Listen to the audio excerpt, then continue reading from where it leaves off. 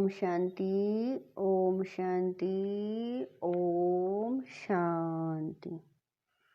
31/12/24 प्रातः मुरली। ओम शांति। बाप दादा मधुबन।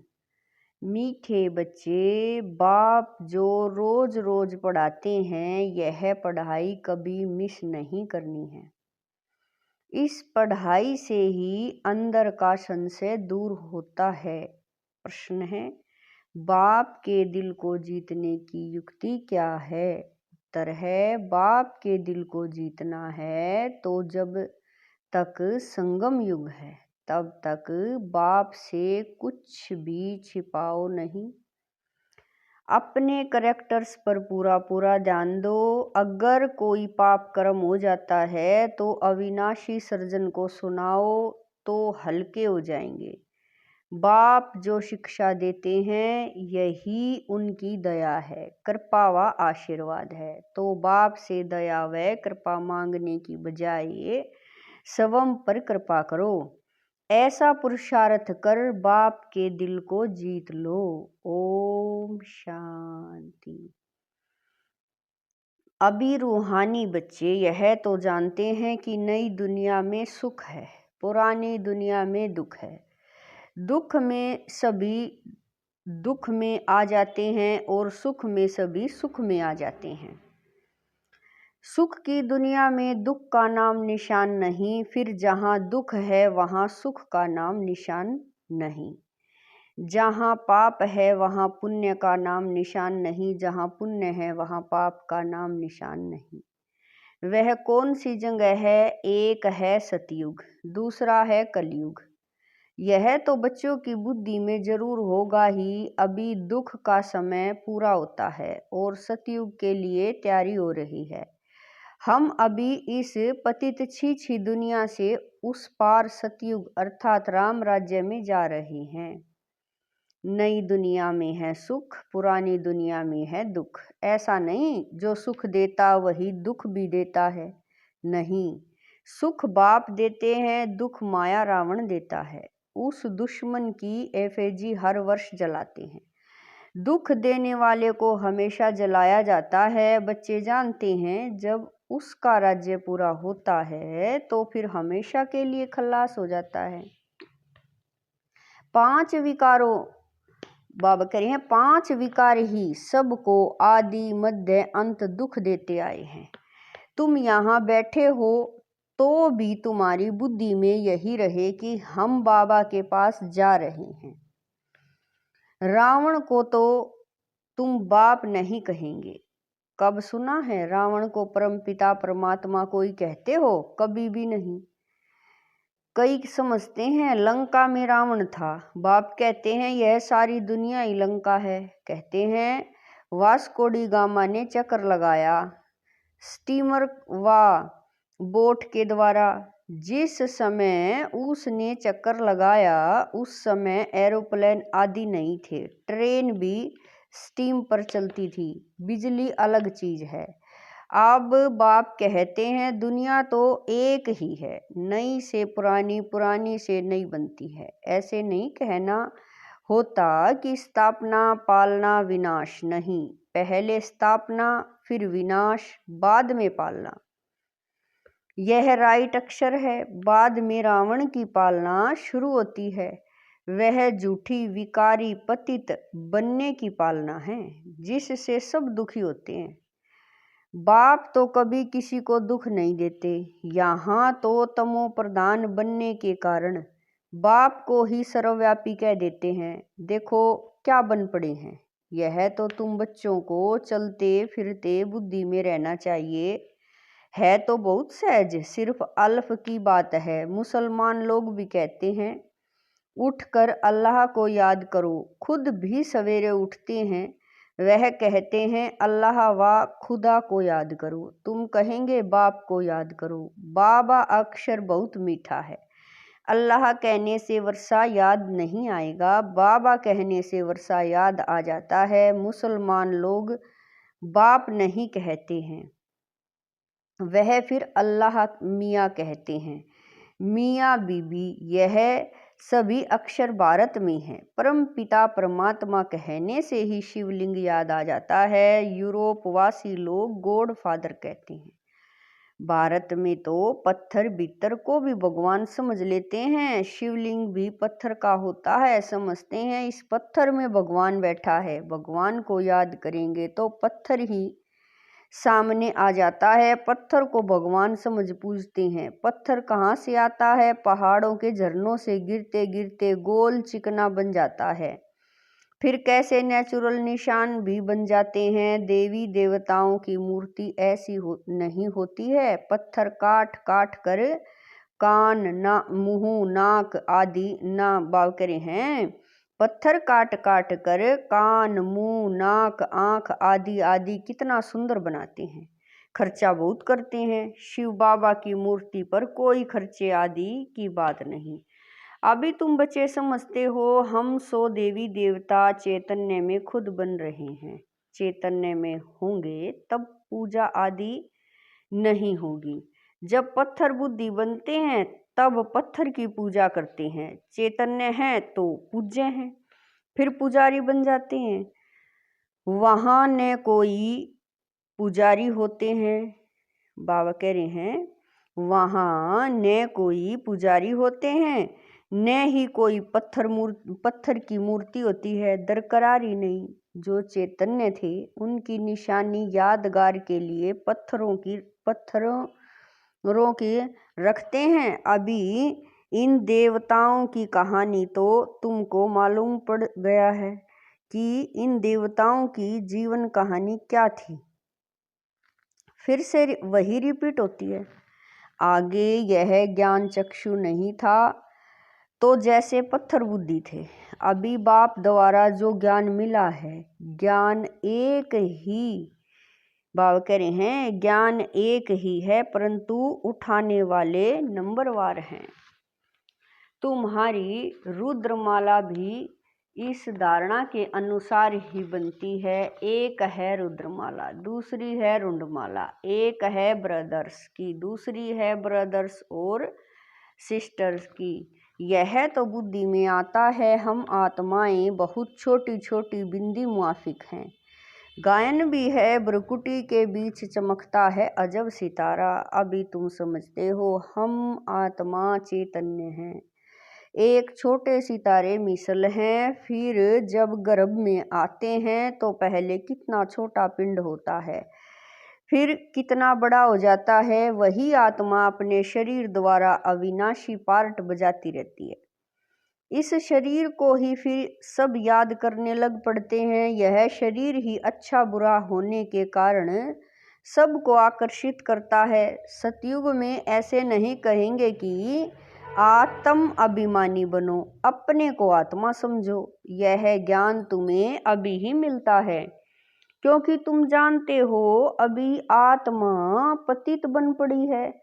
पतित होने कारण जो काम करती है वह सभी उल्टा हो जाता है। बाप उल्टा काम कराते हैं, माया उल्टा काम कराती है। सबसे उल्टा काम है बाप को सर्वव्यापी कहना। आत्मा जो पार्ट बजाती है वह अविनाशी है, उनको जलाया नहीं जाता। उनकी तो पूजा होती है। शरीर को जलाया जाता है। आत्मा जब शरीर छोड़कर, बाबा कह रहे हैं आत्मा जब शरीर छोड़ती तो शरीर को जलाते हैं। आत्मा दूसरे शरीर में प्रवेश कर जाती है। आत्मा बगैर शरीर 2-4 दिन भी नहीं रख सकते हैं। कई तो फिर शरीर में दवाइयाँ आदि लगाकर रख भी लेते हैं, परंतु फायदा क्या। क्रिश्चियन का एक सेंट जेवियर है, कहते हैं उसका शरीर अभी भी रखा हुआ है। उनका भी जैसे मंदिर बना हुआ है। किसी को दिखाते नहीं हैं, सिर्फ उनके पाँव दिखाते हैं। कहते हैं कोई पाँव छू लेता है तो बीमार नहीं होता। पाँव छूने से बीमारी से हल्के हो जाते हैं तो समझते हैं उनकी कृपा। बाप कहते हैं भावना का भाड़ा मिल जाता है। निश्चय बुद्धि होने से कुछ फायदा होता है। बाकी ऐसे तो बाप कह रहे हैं बाकी ऐसे हो तो ढेर के ढेर वहाँ जाएं, मेला लग जाए। बाप भी यहाँ आए हैं फिर भी इतना ढेर नहीं होते। ढेर होने की जगह भी नहीं है। जब ढेर होने का समय आता है तो विनाश हो जाता है। यह भी ड्रामा बना हुआ है, इसका आदि व अंत नहीं है। हाँ, झाड़ की जड़ जड़ीभूत अवस्था होती है, अर्थात तमो प्रधान बन जाता है, तब यह झाड़ चेंज होता है। कितना यह बेहद का बड़ा झाड़ है। पहले वह आएंगे जिनको पहले नंबर में जाना है। नंबरवार आएंगे ना। सभी सूर्यवंशी तो इकट्ठे नहीं आएंगे, चंद्रवंशी भी सभी इकट्ठे नहीं आते। नंबरवार माला अनुसार ही आएंगे। पार्टधारी सभी इकट्ठे कैसे आएंगे? खेल ही बिगड़ जाए। यह खेल बड़ा एक्यूरेट बना हुआ है, इसमें कोई चेंज हो नहीं सकती। मीठे मीठे बच्चे, जब यहाँ बैठते हो तो बुद्धि में यही याद रहना चाहिए, और सत्संगों में तो और बातें बुद्धि में आती हैं।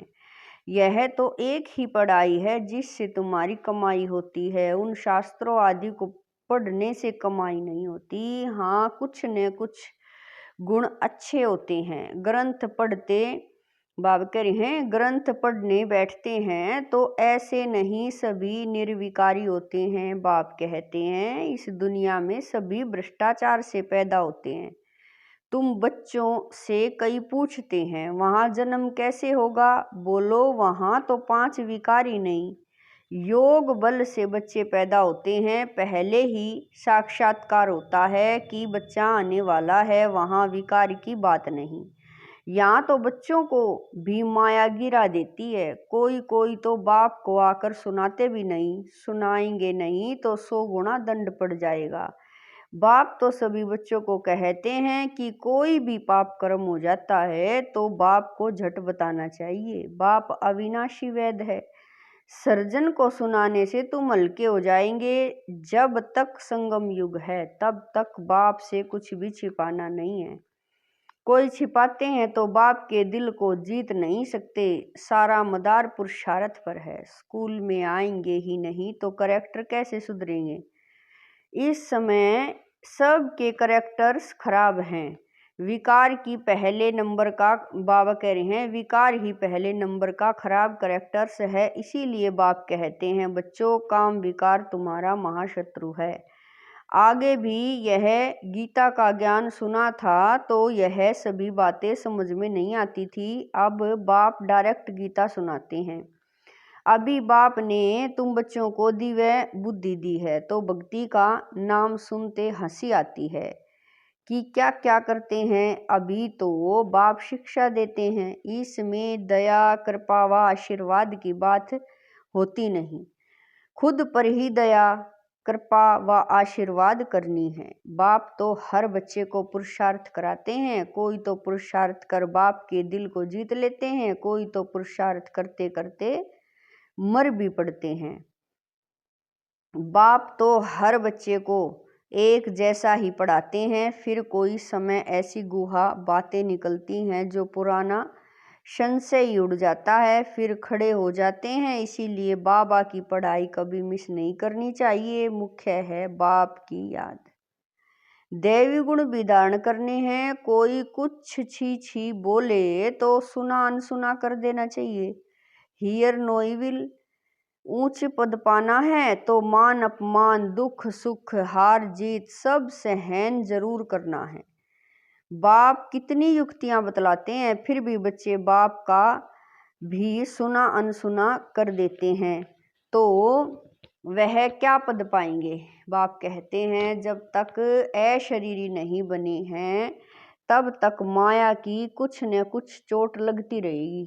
बाप का कहना है, बाप कह रहे हैं बाप का कहना नहीं मानते तो बाप का डिसरिगार्ड करते हैं। फिर भी बाप कहते हैं बच्चे सदा जीते जागते रहो और बाप को याद कर ऊंच पद पाओ।